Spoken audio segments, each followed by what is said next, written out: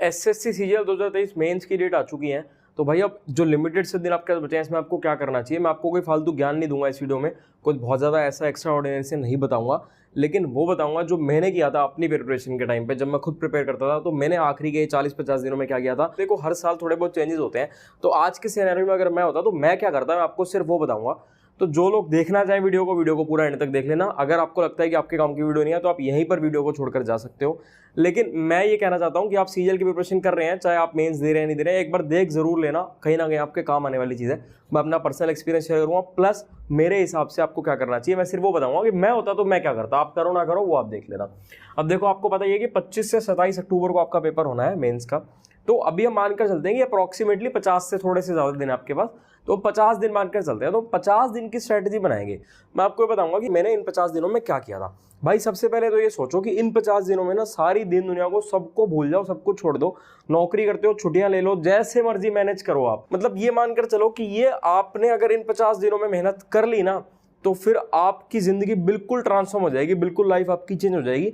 तो आप जॉब है या जो कुछ भी है ना, जैसे तैसे करके सब कुछ छोड़ दो और कोशिश करो कि इन आखिरी के 50 दिनों में डेली कम से कम आपको 10 घंटे पढ़ना ही पढ़ना है। कहीं नहीं जाना, पढ़ना है, खाना है, पीना है, सोना है, थोड़ा बहुत बाहर जाके एक्सरसाइज करनी है, जो भी आप मतलब वर्कआउट करना है, जो भी आपको पसंद है, थोड़ी सी रिक्रिएशनल एक्टिविटीज करनी है और सिर्फ मेन आपको पढ़ना है, सोना है, खाना है, बस यही सब करना है आपको। अब मैं अपनी स्ट्रेटेजी बताता हूँ कि इन 50 दिनों में मैं क्या करता था और आपको क्या करना चाहिए।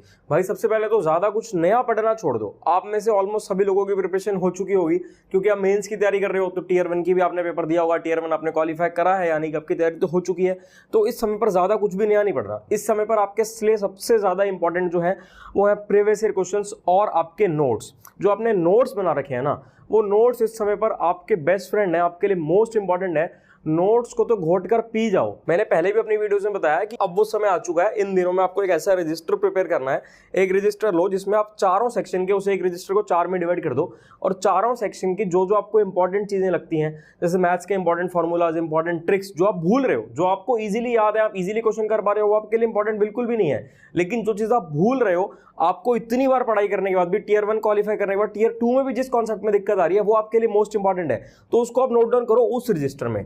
वो मतलब 3-4 दिन लगाओ, 3-4 दिन वैसे लगने नहीं चाहिए, वैसे ये एक ही दिन का काम है। एक ही दिन के अंदर अंदर ऐसा रजिस्टर बन जाना चाहिए और बाकी के बचे हुए दिनों में इस रजिस्टर को घोटना है, बार बार पीना है। साथ ही में प्रीवियस ईयर क्वेश्चंस प्रैक्टिस करने हैं, प्रैक्टिस सेट्स लगाने हैं मैक्सिमम से मैक्सिमम। ये देखो ये किताब है, ये किरण पब्लिकेशन की किताब है, मार्केट में इजीली अवेलेबल है, बाकी मैं फिर भी आपको लिंक दे दूंगा डिस्क्रिप्शन में। जैसे मैथ्स की किताब है ऐसे ही हर सेक्शन की आती है, जीके की भी आती है, रीजनिंग की भी आती है, इंग्लिश की भी आती है। इसमें आपको जैसे इसमें 105 सेट है, ऐसे किसी में 100 सेट मिलेंगे, किसी में 122 सेट मिलेंगे। इसमें आपको प्रीवियस ईयर क्वेश्चन पर बेस्ड, जैसे जो टीसीएस पैटर्न ने जो एग्जाम्स करवाए हैं उस पर बेस्ड आपको प्रैक्टिस सेट्स मिलेंगे। तो इन दिनों में आपके लिए मोस्ट इंपॉर्टेंट है, आप जितने ज्यादा हो सके ना उतने ज्यादा लगाओ। जैसे रीजनिंग की किताब है ऐसे ही चारों सेक्शन की है, लिंक आपको मिल जाएगा डिस्क्रिप्शन में। इनको आपको पढ़ना ही पढ़ना है। इसके साथ साथ जो मैंने आपको बताया, आपका जो नोट्स वाला रजिस्टर है उसको आपको पढ़ना ही पढ़ना है। उसको तो 24 घंटे आप लोग अपने साथ ही रखो। ये जो आखिरी के दिन होते हैं ना, इतने ज्यादा क्रूशियल होते हैं ना कि दिमाग में सारा दिन नहीं चल रहा होता है। आप नींद में भी हो, आप सो भी रहे हो ना, तो भी कहीं ना दिमाग में ऐसी चीजें चल रही होती हैं कि जो सीरियस एस्पिरेंट है ना उसको पता होगा इसके बारे में। जो टाइम पास कर रहा है, जिसने भाई जिसको चाहिए नहीं नौकरी, उसको तो क्या ही बताऊं मैं, लेकिन जो सीरियस है उसको ये सारी चीजें पता होंगी कि उनके दिमाग में ये सब चीजें चलती हैं। वो सो भी रहे होते हैं तो भी उनके दिमाग में 24 घंटे यही चीज चल रही होती है। आप लोगों को जो अपना टारगेट बनाकर चलना है ना, टारगेट पूरे नंबर का बनाकर चलो। ये सोचो ही मत कि नंबर कहीं ना कहीं कटेंगे। हाँ, हो सकता है कि जीके में कहीं ना कहीं नंबर कट जाए, क्योंकि जीके बिल्कुल अनप्रेडिक्टेबल है, आप प्रेडिक्ट कर नहीं सकते कि क्या चीज आएगी। लेकिन मैथ्स, इंग्लिश, रीजनिंग, इनमें तो आप सोचकर चलोगे आपको 100% मार्क्स लाने हैं। इसके बाद जो आप लोग मॉक टेस्ट लगाओगे ना, डेली का एक मॉक टेस्ट लगाना ही लगाना है और उसके बाद उसका एनालिसिस करना है। मॉक टेस्ट स्किप नहीं करना, आपको मिनिमम एक लगाना है। जब मैं मॉक टेस्ट लगाता था तो मैं एक लगाता था, लेकिन कई बार ऐसा होता था कि मेरा स्कोर कम आ गया। वैसे तो मेरी कोशिश रहती थी कि मैं अच्छा ही स्कोर करता था, लेकिन कभी हो जाता था भाई दिन ठीक नहीं होता या पेपर मुश्किल होता है, कुछ भी हो गया, स्कोर कम आ गया। उस दिन मेरा दिमाग ऐसे घूम जाता था ना, मैं दोबारा लगाता था मॉक टेस्ट कि नहीं भाई स्कोर कम कैसे आ गया, दोबारा लगाऊंगा एक बार और। एक दिन तो ऐसे हो गया, दोनों मॉक टेस्ट में कम स्कोर आ गया। मैंने तीसरी बार फिर लगाया मॉक टेस्ट। 2-2 घंटे के मॉक टेस्ट होते थे, 6 घंटे तो मैंने मॉक टेस्ट देने में निकाल दिए थे एक दिन अपने प्रिपरेशन के टाइम, और फिर उसका एनालिसिस करा वो अलग।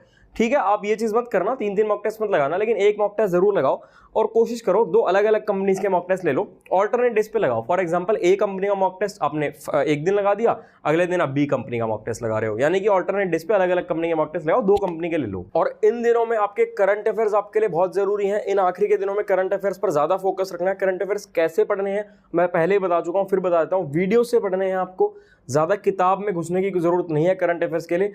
वीडियोस देखो यूट्यूब पर और कोशिश करो कि आप पिछले 2 साल के करंट अफेयर कवर कर लो, क्योंकि यार पता नहीं लगता, कभी 6 महीने का देते हैं, कभी 1 साल के, कभी 2 साल के, लेकिन 2 साल से पुराने अभी तक देखने को मिले नहीं है।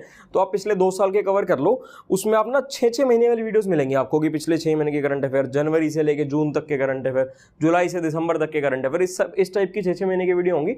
5 से 6 घंटे की वीडियो होती है, लेकिन आप उसको डबल की स्पीड पर करके स्क्रिप्ट करके देखोगे तो इजीली कुछ मतलब 1 घंटे के अंदर अंदर आपकी वो वीडियो कवर हो जाएगी। वो वीडियोस आपको जरूर देखनी है। और भाई फिर से एंड में वही बात कि ज्यादा कुछ नया नहीं पढ़ना, जो आप पढ़ चुके हो वो आपके लिए सफिशिएंट है।